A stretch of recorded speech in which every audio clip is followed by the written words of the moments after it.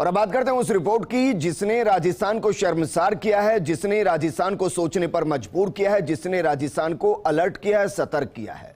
दरअसल राजस्थान लगातार दूसरे साल दुष्कर्म के मामले में नंबर 1 रहा है।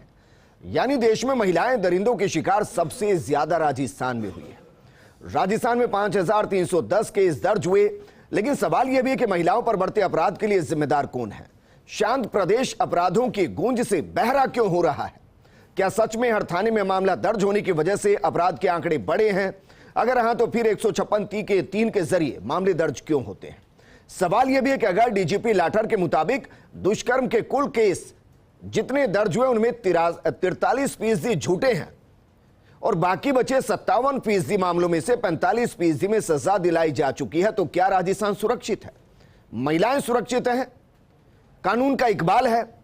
यह आंकड़े 2020 की एनसीआरबी रिपोर्ट के आधार पर है, यानी उस वक्त के जब सबसे ज्यादा प्रदेश लॉकडाउन में था, यानी लोग घरों में थे, तो क्या परिचित परिवार वाले पड़ोसी ही महिलाओं पर दरिंदगी कर रहे थे? इसी रिपोर्ट के मुताबिक कुल 5310 मामलों में से 5046 मामलों में नजदीकी ही आरोपी है, अनजान सिर्फ 264 है, यानी महज 5% के आसपास। तो क्या महिलाओं को अपनों से ही डरने की जरूरत है, बचने की जरूरत है? ऐसे में सरकार क्या कर सकती है, पुलिस क्या कर सकती है, कानून क्या कर सकता है? आज बात इसी मुद्दे पर की गंदी नजर का एक परमानेंट इलाज क्या है।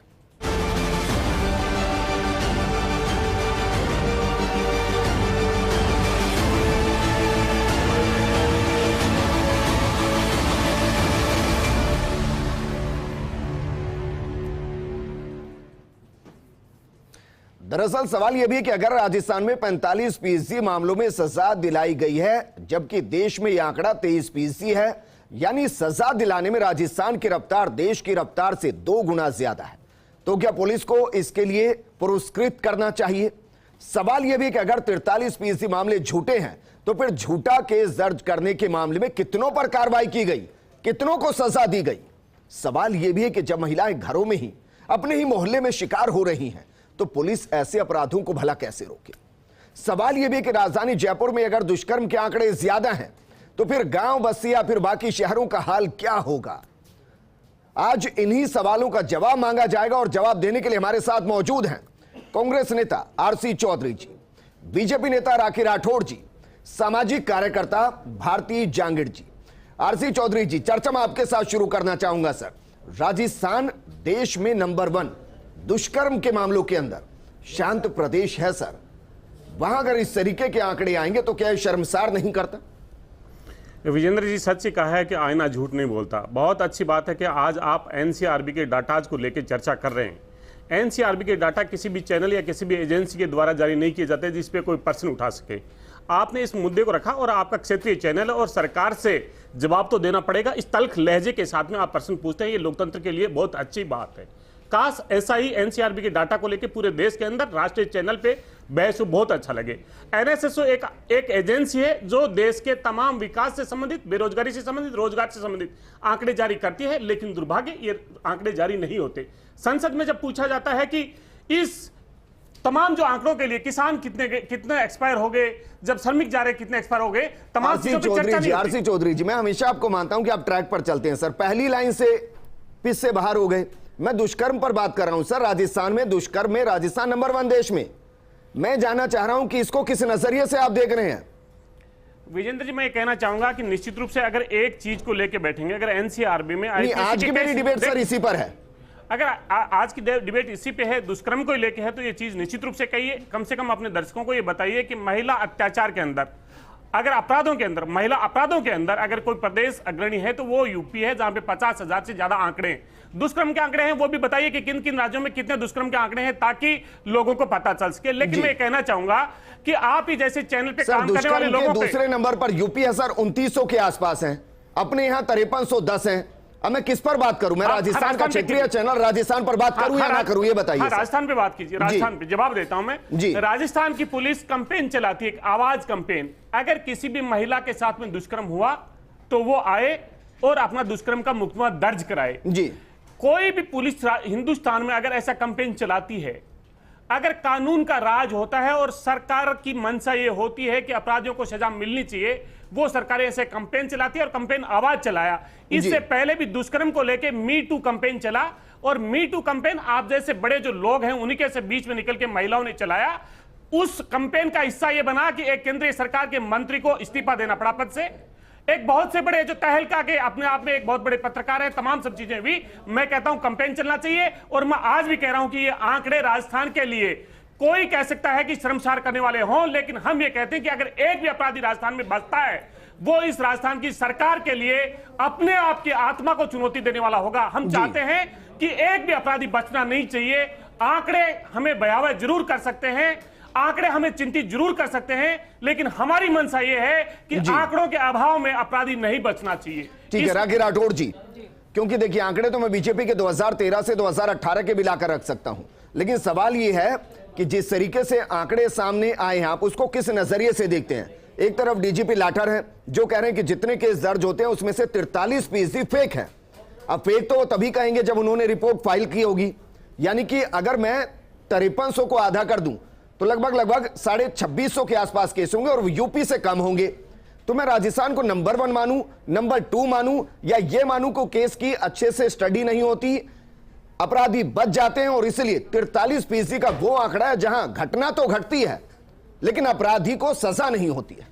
देखिए विजेंद्र जी, सबसे पहले जो स्थिति आज राजस्थान के अंदर कांग्रेस सरकार ने लाके रख दी है कि राजस्थान को रेपिस्तान के नाम से पहचान मिल रही है, उसके लिए सबसे पहले हमारे होम मिनिस्टर को, हमारे सभी मिनिस्टर्स को, राजस्थान की जनता से, यहाँ की महिलाओं से माफी मांगनी चाहिए, क्योंकि ये स्थिति राजस्थान का इस तरह की पृष्ठभूमि नहीं थी।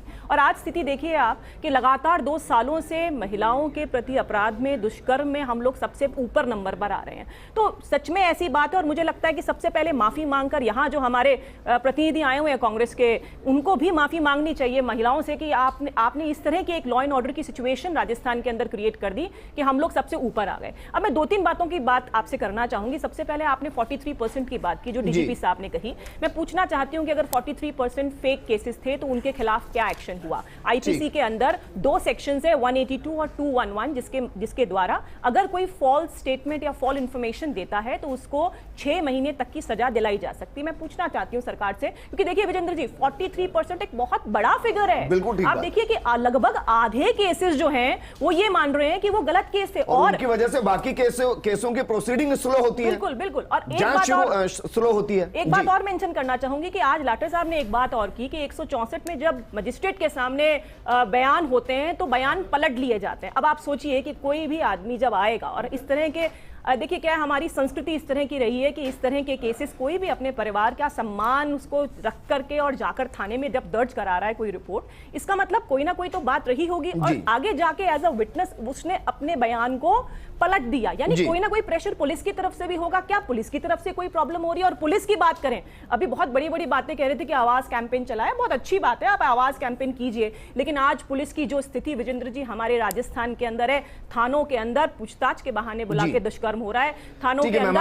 आपने कहा कि कांग्रेस को शर्मसार होना चाहिए। मैं कह रहा हूं कि आप पुलिस को एक बार अप्रिशिएट कर दीजिए कि जहां राजस्थान के अंदर 45% से ऊपर जो मामले दर्ज होते हैं उनमें सजा दिलाई गई, देश के अंदर ये आंकड़ा 23 के आसपास है। इसके लिए कम से कम पुलिस को अप्रिशिएट तो कीजिए कि देश में जो आंकड़ा है उससे 2 गुना ज्यादा सजा यहां दिलाई जाती है। देखिए लाठर साहब ने ये नहीं बताया कि किस साल का ये फिगर है। अगर ये फिगर 2019 का है तो 2018 का जो कार्रवाई रही होगी, जो आप जानते हैं कि किसी चीज का फाइनल स्टेज पर आने के लिए बहुत सारा प्रोसेस फॉलो करना पड़ता है और वो प्रोसेस जो है वो कब से स्टार्ट हुआ होगा जिससे कि फाइनल स्टेज पे 45% पर आए। मैं तो पूछना चाहती हूँ 2020 के बताइए ना, 2021 के बताइए और ये बताइए। देखिए ऐसा सेलेक्टिव थोड़ी ना होगा, डीजीपी है वो, ऐसा थोड़ी ना एक आंकड़ा वो 2018 का उठा के लाएंगे, एक आंकड़ा वो 2020 का उठा के लाएंगे। ये सब के सब 45% का जो आ रहा है आंकड़ा वो पुरानी सरकार का जो प्रोग्रेस था, जो चालान समय पे पेश हुए, अगस्त 2018 में जो बीजेपी सरकार में तेजी से अपराध के आंकड़े एक्सेलरेट हुए थे, उसका सजा अब मिल रही है, आप ये कह रहे हैं? देखिए सजा नहीं, मैं ये कह रही हूं कि जो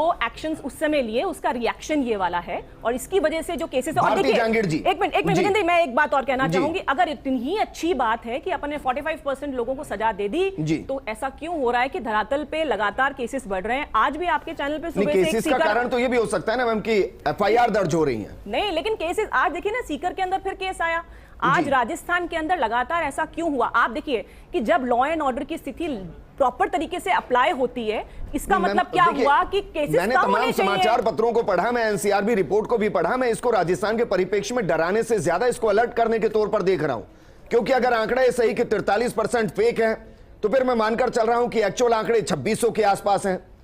फिर उसमें 45% में सजा हो गई है, तो मैं ये भी मानकर चल रहा हूं कि सरकार या फिर पुलिस बेहतर काम कर रही है, क्योंकि ये देश के मुकाबले 2 गुना आंकड़ा है।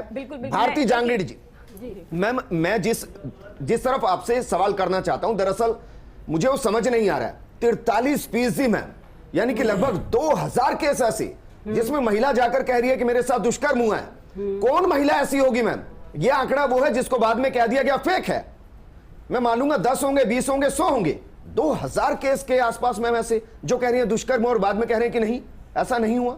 क्या वाकई में ऐसा होता है? देखिए, लाठर साहब हों या एडीजी रवि प्रकाश जी हों, मैं तो डायरेक्ट उन्हीं से कहना चाहूँगी, क्या आप ये जो बता रहे हैं कि ये आंकड़े हैं, मैं 45% के लिए आपको पहले से ही कॉन्ग्रेचुलेट करती हूँ। मैं आपको बहुत अप्रिशिएट कर रही हूँ कि आपने इतना काम किया, लेकिन मेरा एक्सपीरियंस कहता है, मैं इंटीरियर्स में जाके इन केसेस में जाती हूँ और मेरा एक्सपीरियंस ये कहता है, जब वहाँ आमने सामने की लड़ाई होती है ना, पुलिस का बिचौलिए वाला पार्ट होता है, आई रिपीट इट, बिचौलिए वाला पार्ट होता है।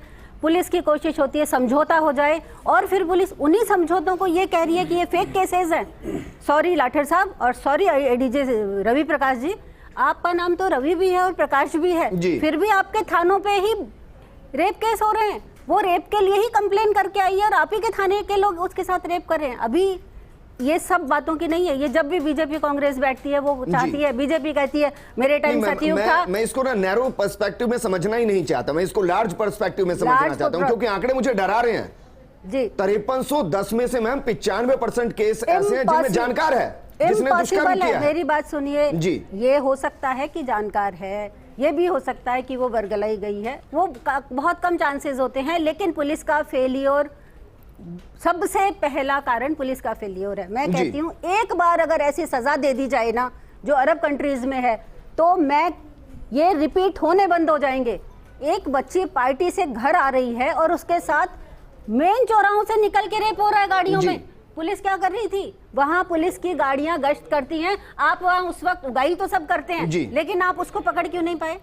यहाँ मैम देखिए, मैम इस चीज को समझना चाहूंगा, मैं सच में समझना चाहूंगा। 5310 में से 264 केस है जिसमें अपरिचित है, जानकार नहीं है, यानी कि 95% जानकार है। जिस तरह मैं इशारा कर रहा हूं मैम समझिए जरा।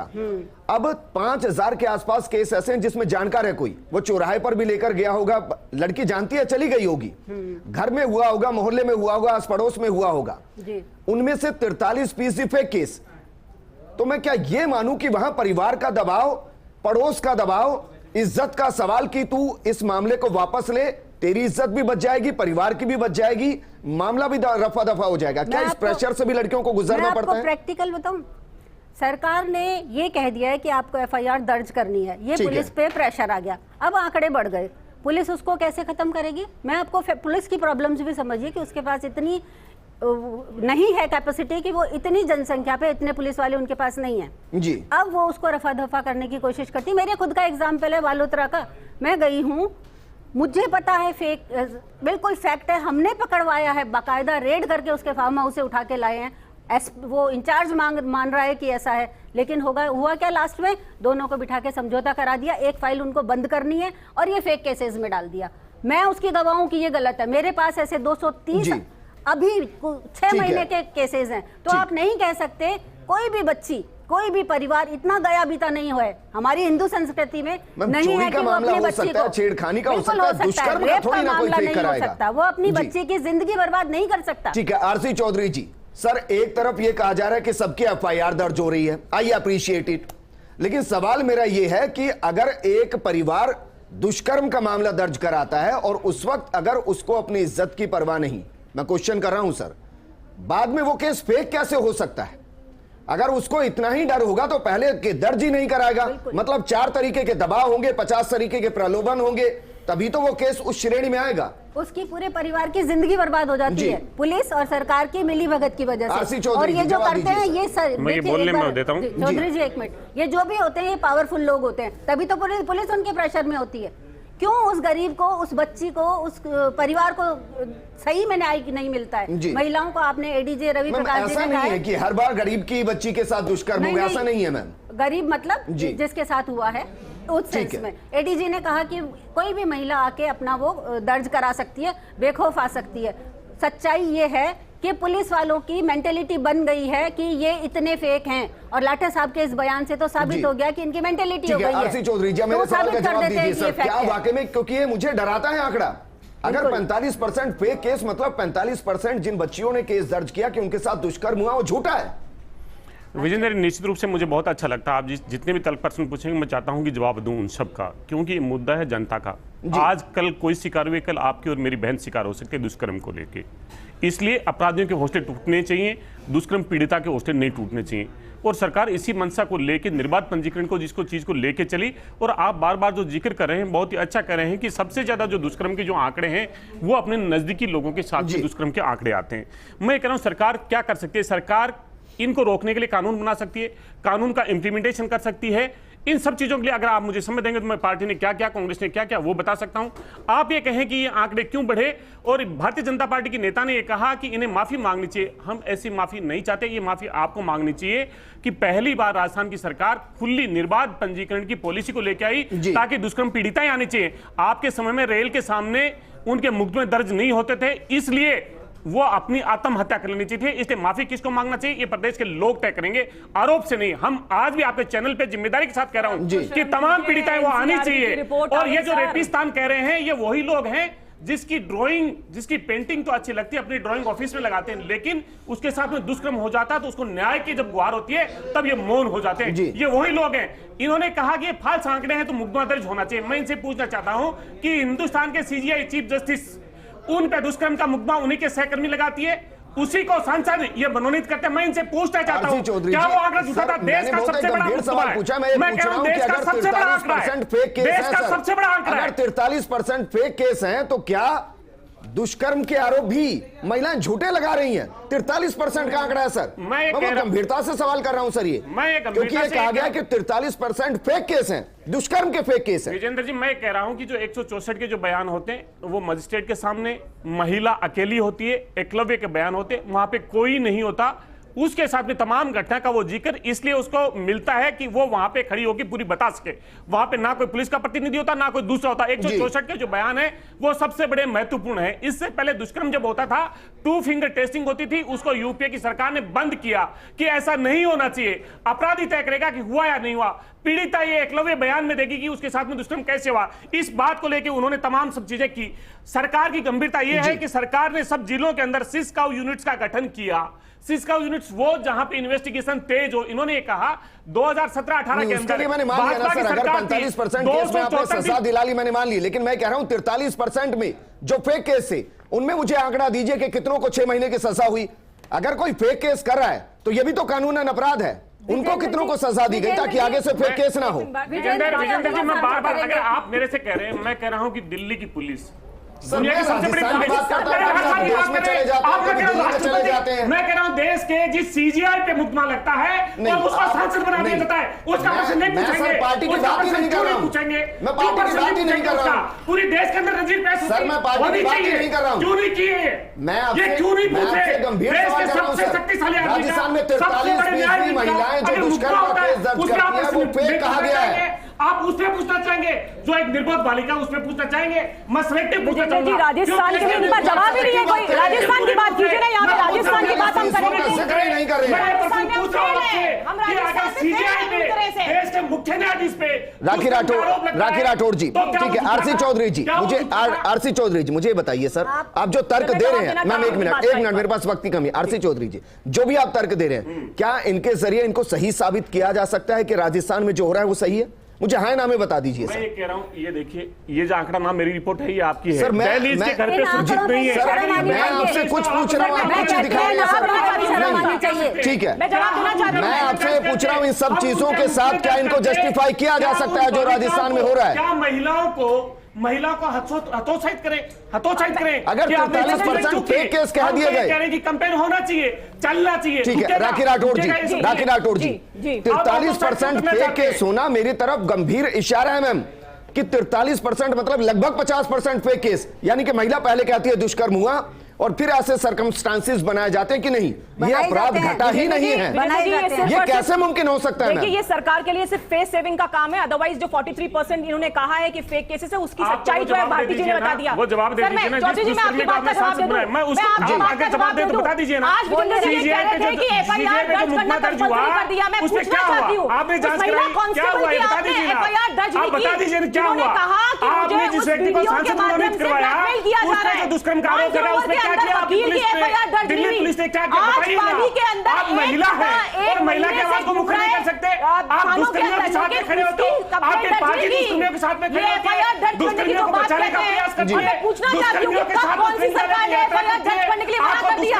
अभी भी 3 प्रोसेस है, या तो थाने में जाइए या एसपी ऑफिस जाइए या कोर्ट से कराइए, इसके अलावा कोई ऑप्शन नहीं है। आप शर्म कीजिए, माफी मांगिए, आप माफी मांगनी चाहिए आपको, माफी मांगनी चाहिए आपको कि जो दुष्कर्म पीड़िताएं हैं उन पे आप हमले करवाते हो, उन पे आप हत्या करवाते हो और दुष्कर्मियों के साथ में खड़े होते हो। माफी मांगनी चाहिए आपको, माफी मांगनी चाहिए। मुझे लगा था कि आज बहुत गंभीरता से इस पर चर्चा होगी। मैं फाइनल कमेंट में आपसे चाहूंगा कि राजस्थान के जो आंकड़े हैं, पहले तो मैं पुलिस को अप्रिशिएट करता हूं कि सजा 45% केसेस में दिला दी गई, लेकिन मैं सवाल भी करता हूं कि 43% फेक केस हैं, तो मुझे 2 आंकड़े दिए जाएं। जिन्होंने फेक केस दर्ज कराया उनमें से कितनों को सजा दी गई, या जिन्होंने फेक केस दर्ज कराया उनकी सर्कमस्टांसेस ऐसी क्या हो गई कि उन्होंने पहले खुद को दुष्कर्मी कहा कि मेरे साथ दुष्कर्म हुआ और बाद में यह कहा कि नहीं ऐसा कोई कृत्य घटा ही नहीं। देखिए विजेंद्र जी, पहली आपकी बात को खत्म करते हैं कि इनको फेक केसेस में से बताना होगा कि फेक केसेस को सजा क्यों नहीं दी गई अब तक। दूसरा, ऐसा कौन सा बाप, ऐसा कौन सा परिवार है जो अपनी जिंदगी खराब कर लेगा? ऐसा नहीं होता है। पुलिस को अपने आप को क्लियर करना होगा। बयान दे देने से लाठर साहब के और रवि प्रकाश जी एडीजी क्राइम के दे देने से महिलाओं को हतोत्साहित करके उनको कुछ नहीं मिलने वाला है। आपको अपना काम करना पड़ेगा। यहाँ इन दोनों पार्टियों को मैं कहना चाहूंगी, आपको शर्म आनी चाहिए। आपके माफी मांग लेने से उसको न्याय नहीं मिल रहा है। यहाँ आपको अभी ये बात करनी चाहिए थी कि पुलिस अपनी कार्यवाही को कंप्लीट करे, उसको जल्दी से जल्दी न्याय दिलाए। और ये जो कॉम्प्रोमाइज करवाती है ना पुलिस, इस भूमिका को खत्म कर दे। अगर ये कॉम्प्रोमाइज की भूमिका खत्म कर देगी तो ये जितने 93% है, 93% रेप केसेस निकल के आएंगे। बहुत कम महिलाएं हैं जो अपने आप को भारती जी शुक्रिया हमारे साथ जुड़ने के लिए। आरसी जी आपका भी शुक्रिया, राखी जी आपका भी शुक्रिया। चंद लाइनें हैं क्योंकि 95% परिचित दुष्कर्म कर रहे हैं, ये आंकड़े हैं। समाज एक भेड़िया, जिस्म एक निवाला है, तुझे नोचे वही जो लगे बचाने वाला है, और ये कटु सत्य है। अगर बच्ची जिसके साथ दुष्कर्म हुआ है और उसने केस दर्ज कराया तो अंत तक लड़ाई लड़े, क्योंकि वो उसकी लड़ाई है। आपका पीछे हटना उस अपराधी के हौसले को बढ़ाता है और वो फिर किसी और का शिकार करता है। इस प्रोग्राम में फिलहाल इतना ही।